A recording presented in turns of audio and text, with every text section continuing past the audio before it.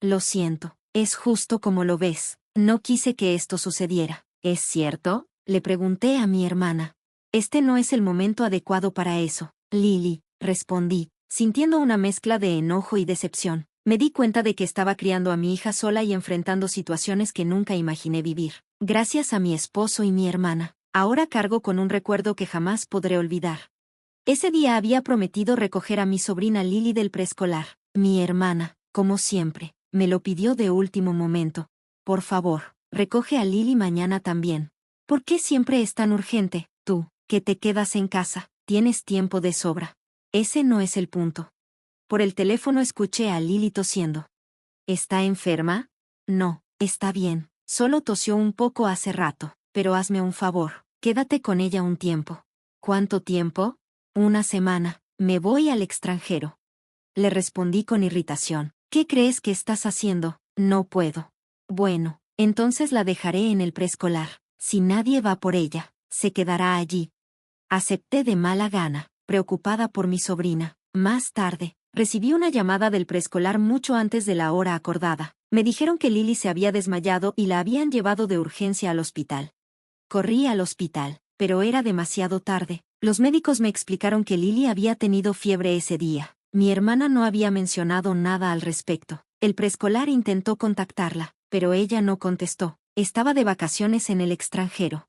El director del preescolar me confrontó. ¿Eres la hermana de la madre? Hemos intentado comunicarle esto, pero no responde. Incluso llamamos a su trabajo y nos dijeron que está de vacaciones.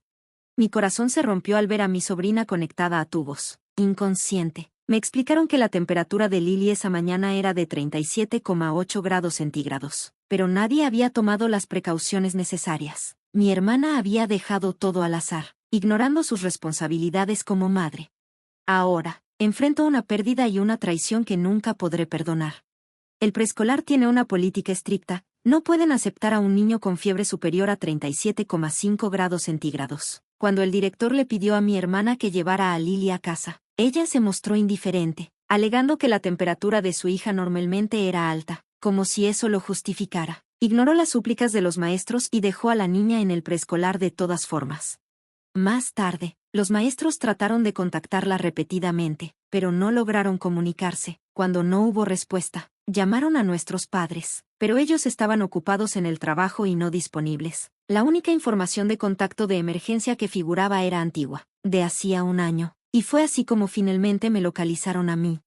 La voz del director era un susurro tembloroso mientras relataba lo sucedido, aunque trataba de mantener la compostura. Lágrimas silenciosas surcaban su rostro. Esto nunca debería haber pasado, dijo, con una mezcla de tristeza y desesperación. Me disculpé con el director y con el chaperón, agradeciéndoles por su esfuerzo, y los envié de regreso a la escuela. Inmediatamente traté de comunicarme con mi hermana. Llamé y llamé, docenas de veces, cientos incluso, pero nunca contestó. Mientras tanto, mis padres llegaron apresurados al hospital después de que los alerté. Mi madre intentaba mantenerse optimista, repitiéndose en voz baja, Lily estará bien, está en un hospital, aquí la van a cuidar, pero los tratamientos no ayudaron, y los síntomas de Lily solo empeoraron. Yo seguía llamando a mi hermana sin éxito, mientras veía cómo la vida de mi sobrina se apagaba poco a poco. 2 días después, Lily, con solo 2 años, falleció. Murió sin el consuelo del calor de su madre. Era una pequeña e inocente vida que se había perdido de manera cruel y absurda. No pude contener las lágrimas mientras sostenía su pequeño cuerpo, ahora frío. ¿Por qué no le pregunté a mi hermana a dónde viajaba? ¿Por qué no insistí más para que se quedara? No podía dejar de culparme. Mi madre trató de consolarme, hablándome con dulzura entre sus propios sollozos. Esto no es tu culpa. Pero sus palabras no lograban aliviar mi dolor. Intenté comunicarme con mi esposo para contarle lo que había sucedido, para buscar su apoyo, pero tampoco pude localizarlo. El tiempo parecía transcurrir lentamente, y aún así, todo fue un torbellino. Al final, celebramos el funeral de Lily sin haber logrado contactar a mi hermana. Fue en medio del funeral, mientras los monjes cantaban los sutras, que mi teléfono vibró. Era mi hermana, respondí de inmediato. Oh, hola, gracias por cuidar de Lily. Acabo de llegar al aeropuerto. Estoy en camino a casa. ¿Qué quieres que te traiga de recuerdo? Dijo con una ligereza que me hirió profundamente. No podía creer lo que escuchaba. Mi rabia y dolor explotaron. ¿Qué estás haciendo?, grité, interrumpiendo el canto de los monjes. ¿Por qué estás enojada? ¿Qué pasó?, preguntó confundida. Le quitaste la vida a tu hija. Lily murió. ¿Tienes idea de lo sola que estuvo hasta el final? Hubo un silencio al otro lado de la línea. No sé si era incredulidad o indiferencia, pero no importaba. Yo no podía contener más mis emociones. Estoy en el funeral de Lily, regresa de inmediato. Colgué sin esperar respuesta. Me disculpé con los monjes por la interrupción, pero uno de ellos colocó su mano suavemente sobre mi cabeza, en un gesto de comprensión. Más tarde, mientras nos preparábamos para ir al crematorio, mi hermana llegó apresurada. Estaba pálida y sin aliento. Miré detrás de ella, esperando ver a mi esposo, pero no estaba allí. Mi hermana, al ver la escena frente a ella, rompió a llorar desconsoladamente en un rincón.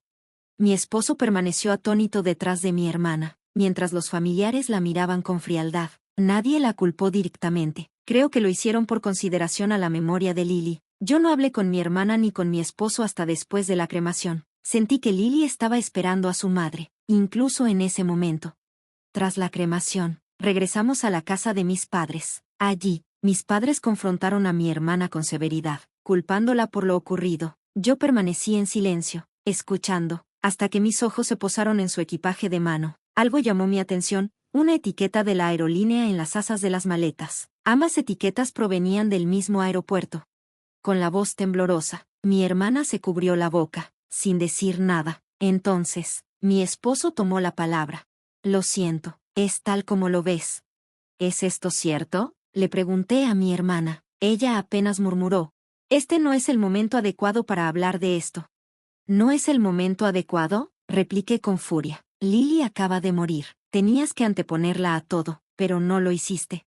Cuando me di cuenta, estaba levantando la mano hacia ellos, pero me detuve. No era solo su infidelidad lo que me llenaba de rabia, era su comportamiento. Su abandono hacia mi sobrina era intolerable. Detengan sus lágrimas, les grité. No tienen derecho a llorar. Recibieron más de 100 llamadas mías. ¿Qué tan difícil era pensar que algo podría haberle sucedido a su propia hija, mientras ustedes dos disfrutaban de su aventura adúltera? Lily sufrió y murió sola. Nunca serán perdonados por esto.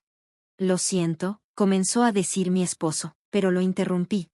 ¿Crees que disculparte espía lo que hicieron? Ambos son culpables. Ignoraron mis llamados, abandonaron a Lily, y ahora su pecado nunca desaparecerá.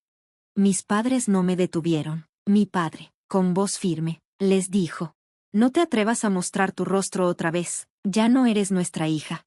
Mi hermana, rota por la culpa, se marchó. Más tarde se discutió su divorcio, en el que accedió a ceder todos los bienes compartidos y pagar la pensión alimenticia en su totalidad. Por mi parte, me divorcié de mi esposo después de eso. Sin embargo, nada de esto podía borrar el pecado que llevaban consigo. Ambos enfrentaron cargos por abuso infantil presentados por el director del preescolar. Mi hermana recibió una sentencia de 5 años, mientras que mi esposo fue condenado a 2 años, ya que sabía que Lily estaba en el preescolar con fiebre y no actuó. ¿Cómo puede la vida de una niña compensarse con solo 7 años de prisión combinados? Me sentía vacía. Han pasado 6 años desde entonces. Me volví a casar y tuve un hijo, un pequeño que ha sanado mis heridas y me ha devuelto la esperanza. Nunca olvidaré a Lily, pero quiero ser una madre que siempre esté ahí para su hijo.